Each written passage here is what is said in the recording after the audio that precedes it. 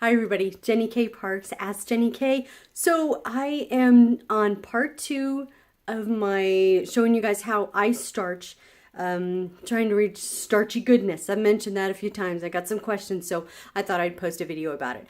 I'm in the middle of getting ready for filming, so you got my no makeup down in my messy pants studio. I'm telling you, it's crazy today.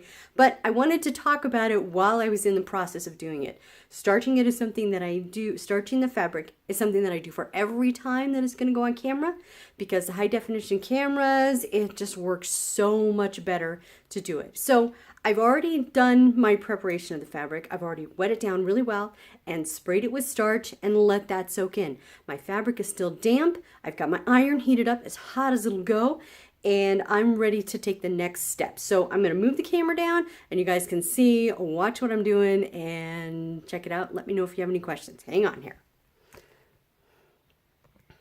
All right. So the first thing that I'm going to do, isn't this orange fabric fantastic? I love it. The first thing I'm going to do though is I'm going to get the straight of grain. And that's kind of a story for another time, but I really think it's important. So I've just taken a snip in the fold and I'm going to rip it. Oh, come on now. Rip it all the way through to the selvage. I don't need that little strip anymore. Straight of grain is really important, and I think it helps things lay straight in your finished quilt, but I think it also makes stuff look a lot better for me on camera. So I kind of straighten up those edges together, and then I'm not worried about my bottom seam, my selvages matching up, or keeping a straight fold. What I want to make sure is that these ones here are nice and straight. All right, so my iron is really super hot. It's ready to go. If I have done this correctly, you may be able to see some steam rising up from this as I kind of gently press all of the moisture out. You may be able to catch it. I don't know if you'll be able to see it on camera.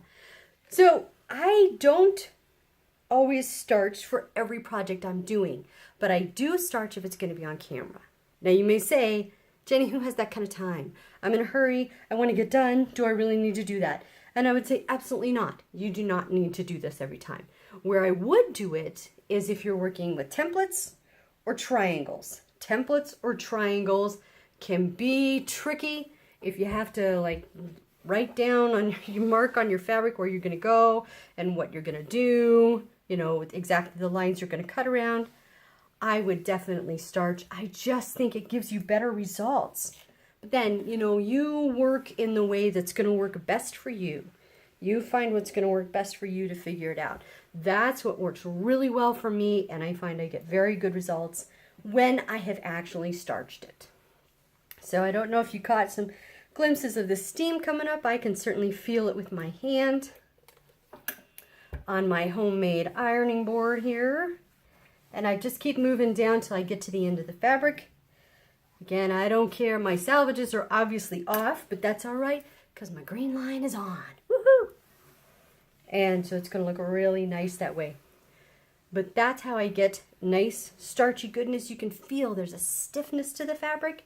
When I touch it, when I pick it up, and when I cut it, my lines are going to be more crisp. My stitching is going to be more accurate. I just find it helps everything so much. So, if you have any other questions about how I starch or how I put things together like that, be sure to let me know. I'll see you guys next time.